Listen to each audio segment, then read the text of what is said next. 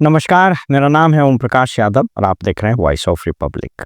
बिहार में प्राथमिक और माध्यमिक शिक्षा का क्या हाल है, ये किसी से छुपा हुआ नहीं है।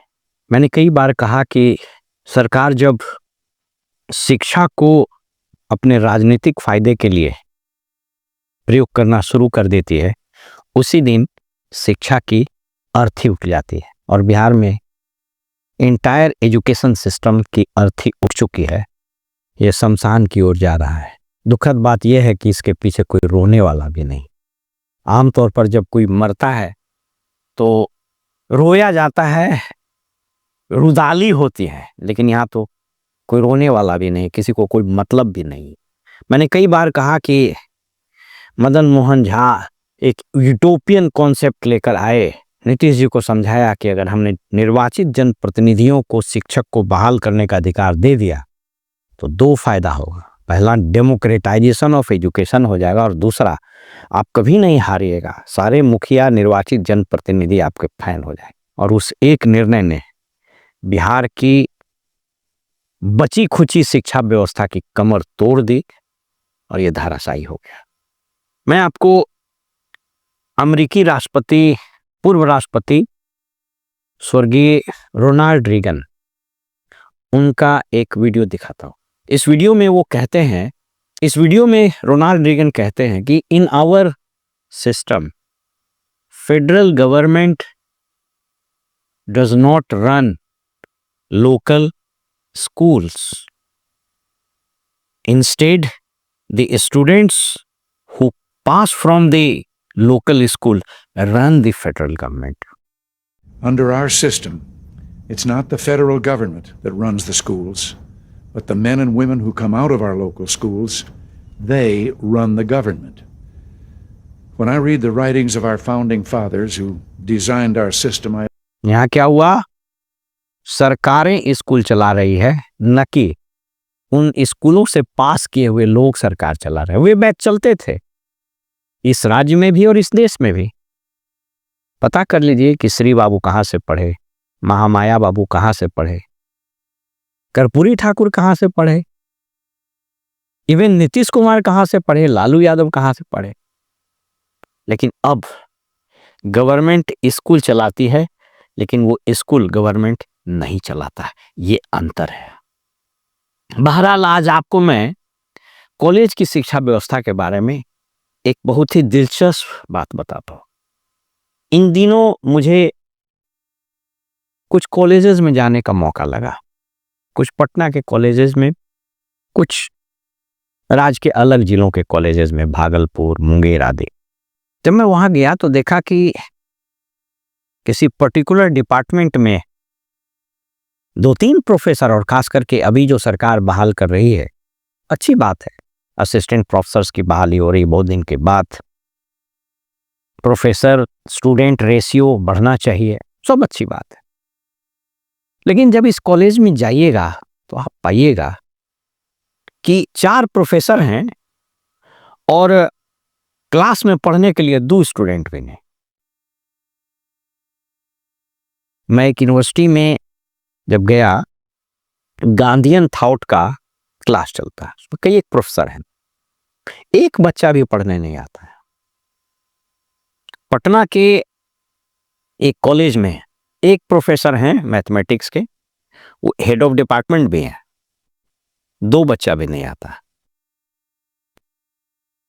आप प्रोफेसर बहाल कीजिए, बहुत अच्छा है, इतना ह्यूज रिसोर्स है, रोज आप नया यूनिवर्सिटी ही बना रहे हैं, अच्छी बात है, नई यूनिवर्सिटीज बननी चाहिए, नए कॉलेज बनने चाहिए।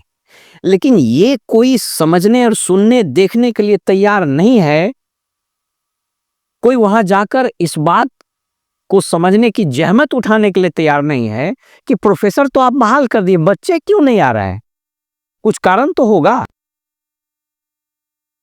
किसी को कोई मतलब नहीं है। आपने पूरे एजुकेशन डिपार्टमेंट को एक धंधा बना दिया। शिक्षा विभाग में शिक्षा के अलावा सब पर चर्चा चलती है, कैसे नियुक्ति, और अभी तो सरकार को नियुक्ति का भूत सवार है। 1 करोड़ रोजगार देंगे, अच्छी बात है, आप सबको नौकरी दे रहे हैं, इट्स गुड। लोग पोस्ट ग्रेजुएट किए हुए हैं, पीएचडी किए हुए हैं। मैं इस पर कोई टिप्पणी नहीं करूंगा कि जिस तरह के प्रोफेसर्स बहुत सारे बहुत अच्छे भी हैं, लेकिन कुछ तो ऐसे आ रहे हैं महारथी कि आप तो सर पटकिएगा दीवार में। तो आप प्रोफेसर बहाल करते जा रहे हैं, कॉलेजेस में बच्चे पढ़ने नहीं आ रहे हैं, तो फिर ऐसी बहाली का क्या मतलब है? आप यूनिवर्सिटी खोले जा रहे हैं, आप पता कर लिए कि पोस्ट ग्रेजुएशन में पढ़ने के लिए कितने बच्चे जा रहे हैं। आपने जिस तरह के वाइस चांसलर्स बहाल करने शुरू किए हैं, जिस तरह के प्रिंसिपल्स आपने बहाल करने शुरू किए हैं, शर्म आती है, शर्म से सर झुक जाता है।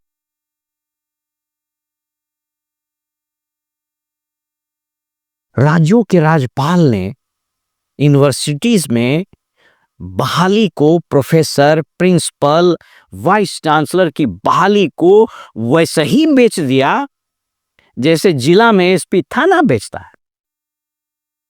जैसे ही सरकार ने जिले, अनुमंडल और ब्लॉक मंत्रियों ने बेच दिए पोस्टिंग के लिए। जैसे बीडीओ सीओ की पोस्टिंग में लाखों लाख रुपया लगता है, वैसे करोड़ रुपए लिए जा रहे हैं वाइस चांसलर और प्रिंसिपल के नियुक्ति में। किसी को कोई फर्क नहीं पड़ता है। अंधों की बस्ती में है, लेकिन आंख वाले यहां अंधे कहलाएंगे। यह स्थिति बदलनी चाहिए। किसी को तो आवाज उठानी होगी। दुखद पहलू ये नहीं है कि सरकार नहीं सुन रही है। दुखद पहलू ये है कि आज तक आपने विधान परिषद, जहां ये लोग चुन के जाते हैं टीचर्स कॉन्स्टिट्यूएंसी से, आपने किसी को सुना यह कहते हुए कि साहब कॉलेजेस में ये जरूर बोलेगा कि प्रोफेसर नहीं है, बिल्डिंग नहीं है, तनख्वाह नहीं मिला, जरूर बात होगी। लेकिन आज तक किसी एमएलसी ने यह बात उठाई कि बच्चे क्यों नहीं जा रहे हैं पढ़ने? कारण कुछ तो होगा।